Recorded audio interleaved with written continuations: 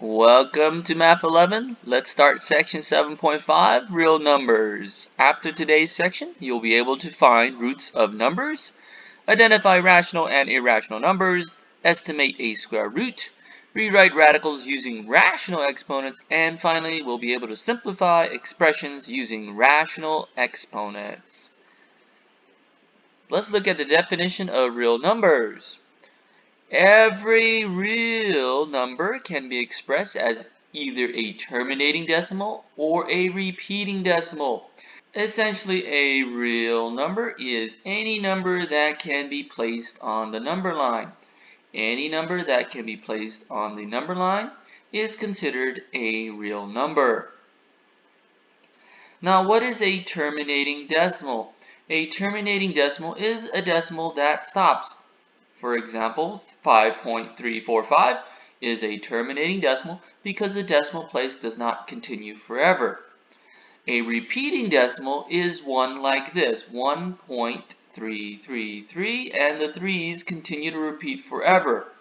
And of course, it is written as 1.3 bar because we know the 3 repeats forever.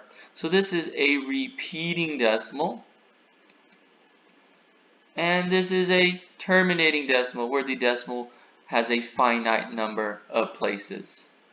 It was the ancient Greeks who discovered numbers that are non-terminating and non-repeating decimals.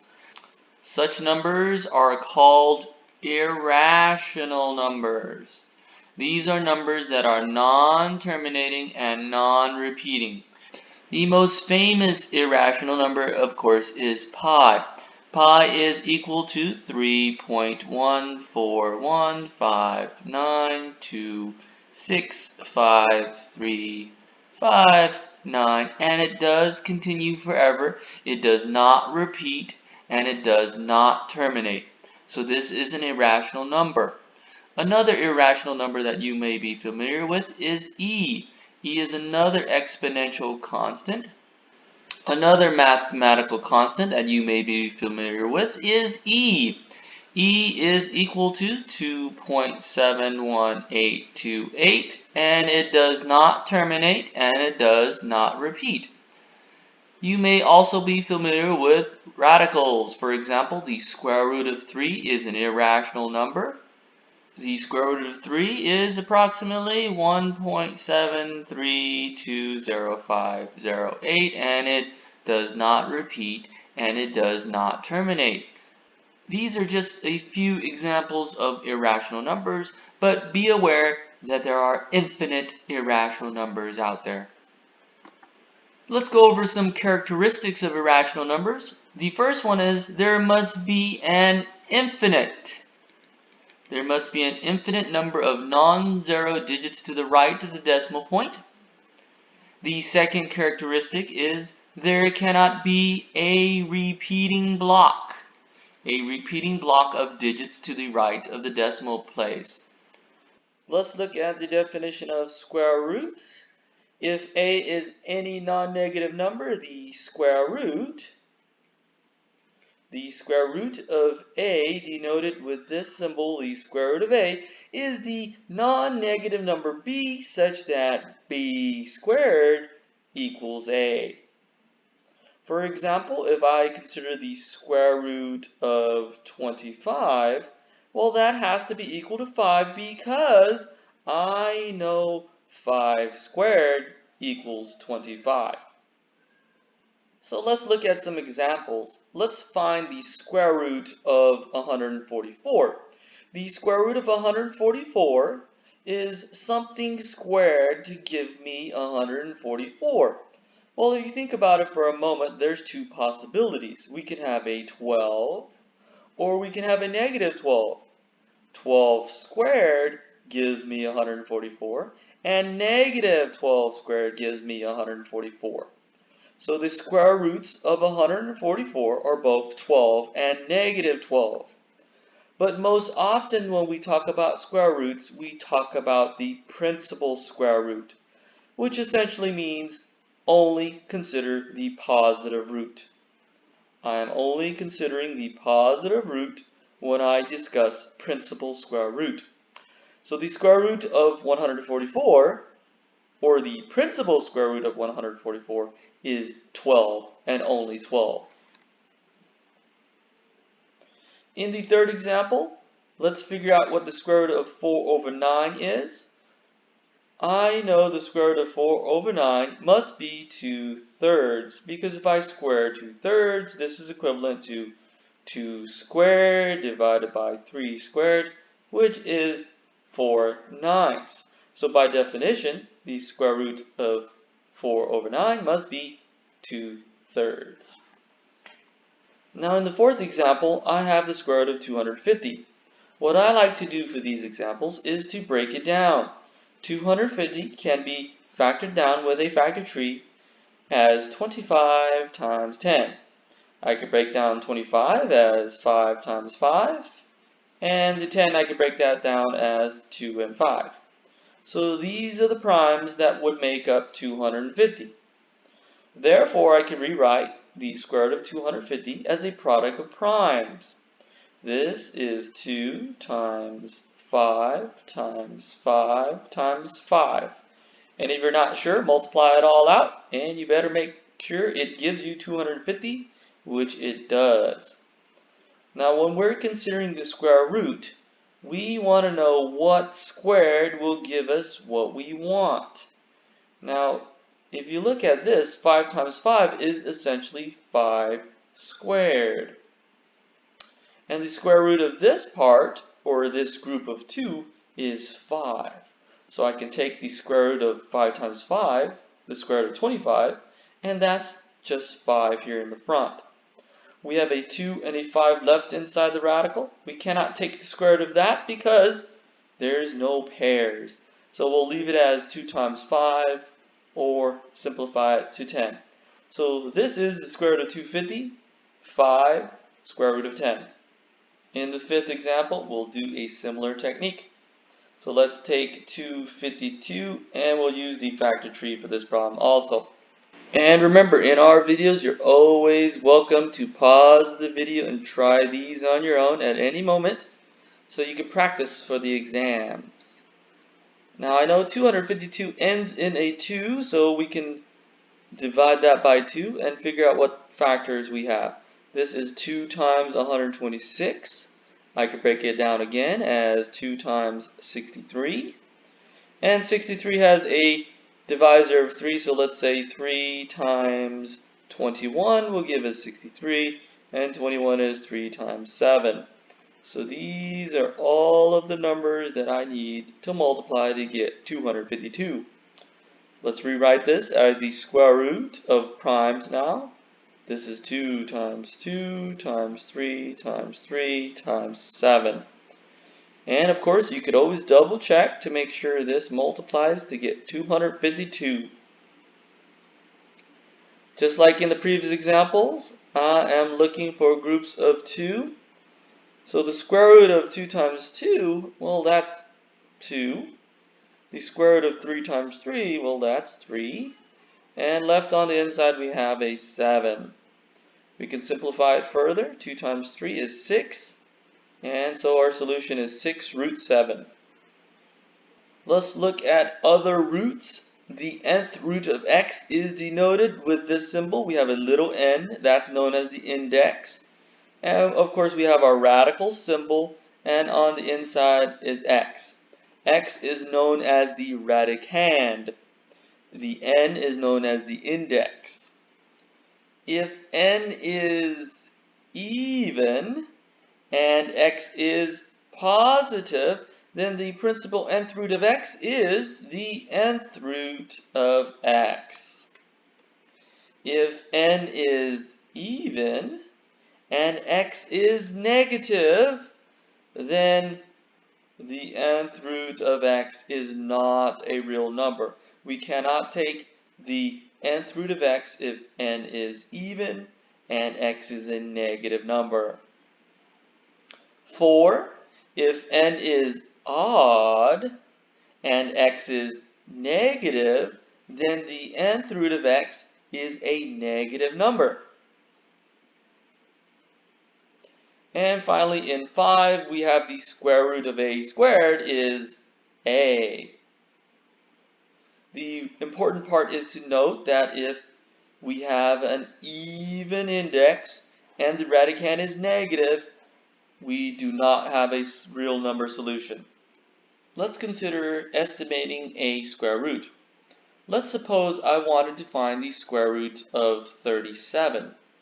Now, and also let's assume we do not have a calculator. Let's assume we do not have a calculator. How would we find the square root of 37? Well, we'll use the definition. Recall the square root of a is equal to b if and only if, that's the symbol for if and only if, b squared equals a. So I need to make some guesses. Let's start with 5 squared. 5 squared gives me 25. That does not give me 37. So let's start with 6 squared. 6 squared is 36. And that's pretty close. Let's go to 7 squared. 7 squared is 49. That's way too big. So what does this tell me? Well, it tells me the square root of 37 has to be between 6 and 7. But it's closer to that 6. So I can get closer. I can look at 6.5 squared. And of course, you could do these calculations by hand. 6.5 squared is 42.25, and that's way too big. So let's look at 6.1 squared. 6.1 squared is 37.21, and that is still too big. So let's look at 6.05 squared. This gives me 36.6025. So now I can estimate the square root of 37. The square root of 37 has to now be between 6.05 and 6.1. So you can see right away we're getting close. And of course, if I wanted to, I can get my calculation even closer. We can check 6.06 squared. I could get even closer. I could check 6.06 squared, which is equal to 36.7236. That's going to be on the left side here, so I know the square root of 37 is going to be greater than 6.06. And on the right, I could check 6.09 squared. And that gives me 37.0881. The square root of 37 is between 6.06 and 6.09. Now this is known as the squeeze method because we can squeeze the square root of 37 between two values and get pretty close. We could continue this process and we could squeeze the square root of 37 between two values. This is known as the squeeze method. Now I could go further. Let's continue on a little bit more. Let's try 6.08 squared. And that gives me 36.9664. That means 6.08 is less than the square root of 37. And the square root of 37 is less than 6.09. And of course, you could continue the process and get closer and closer to the actual square root of 37. But in today's world, we have calculators. So you can use your scientific calculator to figure out what the square root of 37 is. I am going to use a free scientific calculator. It's located at desmos.com/scientific. This is a free calculator on Desmos. So go to this website and you'll get a free calculator. So let's calculate the square root of 37. We'll click the square root symbol and then we'll enter 37. And this is our square root, 6.0827. And when we did the work by hand, we got pretty close to this number. We got the square root was between 6.08 and 6.09. So you can see the squeeze method is tedious, but it does get the job done. But in most cases, I do recommend that you learn how to use your calculator. The square root of 37 is approximately 6.08. Let's look at the different groups for the real numbers. The real numbers consist of two categories. We have the irrationals, which are numbers in decimal form that do not repeat or do not terminate. And then on the other side, we have the rationals. The rationals are numbers that can be written as a fraction. We have our definition, x, such that x is equal to a over b, where a and b are elements of the integers, with b being non-zero. So essentially, rational numbers are numbers that are fractions. And inside rational numbers, we have the group of integers. The integers consist of the numbers 0, 1, 2, 3, and so on, and also the negatives. -1, -2, -3, and so on. And within those integers, we have the whole numbers, the set 0, 1, 2, 3, 4, and within the whole numbers, we have another set, the natural numbers, which are 1, 2, 3, 4, 5, and so on. So let's look at how these numbers are related to one another. We have the naturals first, and that's just 1, 2, 3, 4, 5, and so on. So that's the smallest group. And the naturals are contained within a bigger group, and that's the whole numbers. The whole numbers add an additional 0 to it, so the whole numbers contains completely the natural numbers with an additional 0. And then just a bit bigger than that, we have the integers. The integers are the whole numbers with the negatives also. And then finally, the bigger group of that is the rationals. The rationals are numbers that can be written as a fraction. The irrationals are numbers that cannot be written as a fraction. They do not terminate and they do not repeat in their decimal form. So the irrationals are weird numbers. They stick out by themselves.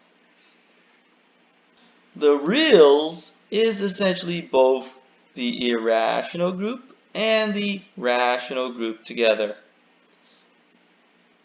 Now let's go over some properties of real numbers. The first property is called closure properties. For a real number a and b, a plus b and a times b are unique real numbers, which essentially means if I add two real numbers together, I get another number that is also a real number. 2, we have the commutative property.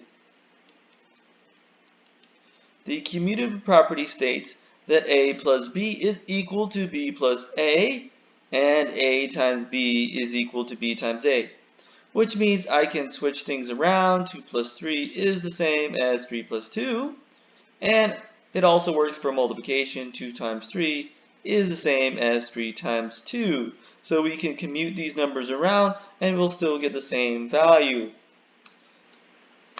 The associative property states for real numbers a, b, and c, a plus b plus c, the parentheses around the b and the c, is equal to a plus b, the parentheses around the a and the b, plus c, which means I can add the last two terms first, then the a, and it will still be the same as if I added the first two terms, then added the c.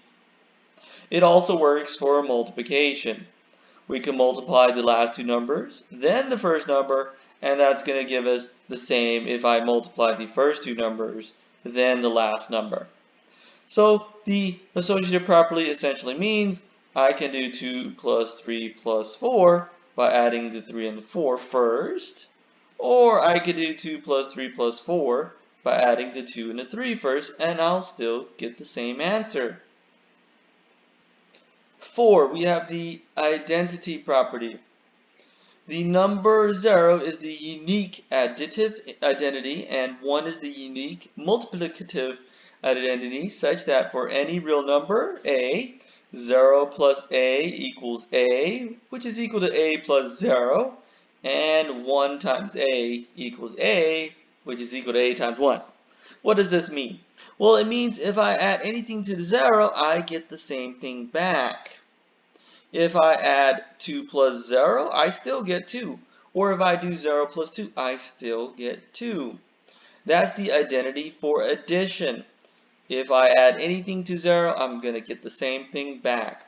For multiplication, if I multiply by 1, I always get the same thing back. 1 times 2 is always going to be a 2, and 2 times 1 is always going to be a 2. So that's the identity for multiplication. 1 times anything will give us the same answer back. In 5, we have the inverse properties. For every real number a, negative a is the unique additive inverse. That is, if I take a and add it with negative a, I'm going to get a 0, which is the identity for addition. And of course, negative a plus a is also going to give us 0. Secondly, for every non-zero real number a, 1 over a is its unique multiplicative inverse. That is, if I take a and multiply it with 1 over a, I get 1, which is the identity for multiplication. So 1 over a is the inverse of a. 1 over a times a is going to give us 1. Therefore, 1 over a is the multiplicative inverse. In 6, we have the distributive property. The distributive property states, if I have a times the quantity b plus c, I can distribute the a, and that will give me ab plus ac. Number 7, we have the zero property of multiplication. For all real numbers, a, if I multiply a times 0, it's going to give us 0 for any number a. In 8, we have the denseness property, which states for real numbers a, b, there exists a real number c such that c is between a and b, which means I can always find another number between two real numbers. So there's infinite numbers between two real numbers. Now let's look at radicals and rational exponents. We define x raised to the 1 over n as the nth root of x. In 2, we have x raised to the m raised to the 1 over n. This is equivalent to x raised to the m over n. And of course, x raised to the m over n can be rewritten as a radical. This is rewritten as the nth root of x to the m, or we can also write it as the nth root of x raised to the m. So these two are equivalent definitions of x raised to the m over n. What's the difference? In the first definition, notice that the m, or the exponent, is inside the radical. On the other side here, we have the m is on the outside of the parentheses and outside the radical. But be aware that these two do give you the same results regardless. So let's get started with examples. We have 16 raised to the 1/4, and we could use our first definition. This can be rewritten as the 4th root of 16. Now what I like to do is I like to break down 16. I know 16 is 2 times 8, and that's 2 times 4, and that's 2 times 2. So I can rewrite this as the 4th root of 2 times 2 times 2 times 2. And since we're looking for the 4th root, I'm looking for groups of 4 since the index is 4. So what's the 4th root of 16? Well, that's got to be 2. And of course, you could always check your work. You can ask, is 2 raised to the 4th equal to 16? Yes, it is. So we know we did this problem right. For part 2, I have 16 raised to the 5 over 4. I can rewrite this as the 4th root of 16 raised to the 5th. Now I know the fourth root of 16 is 2 because we did it in part 1. So this is 2 raised to the 5th, and that's equivalent to 2 times 2 times 2 5 times, or just 32. For part 3, I have negative 8 raised to the 1/3. This is equivalent to the cube root of negative 8. Now notice the index is odd, so we can take the cube root of a negative. This is going to give us a negative cube root of 8. Is odd. So what's the cube root of 8? That's 2. This is equivalent to negative 2. In part 4, I want you to be careful. There's a negative in the exponent. I want you to recall from algebra, x to the negative n is equal to 1 over x to the n. Recall that formula from Algebra 1. Remember, you took that 20 years ago, so you should remember that formula. Now let's use that for this problem. So this is equivalent to 1 over 125 raised to the 4/3. Notice the exponent is now positive from this formula. Now I can rewrite the denominator. The denominator can be rewritten as the cube root of 125 raised to the 4th. Now let's figure out what the cube root of 125 is. The cube root of 125 is 5. I know that because 5 cubed gives me 125. So that's the cube root of 125. It's 5. So we have 1 over 5, and we have to raise that to the 4th. And that gives us our solution, 625. In part 5, we have negative 16 raised to the 1/4. This is equivalent to the 4th root of negative 16. But we have a problem. The index is even and the radicand is negative. This means this is not a real number. Again, this is not a real number because the radicand, or the number on the inside, is negative and our index is even. This is not a real number.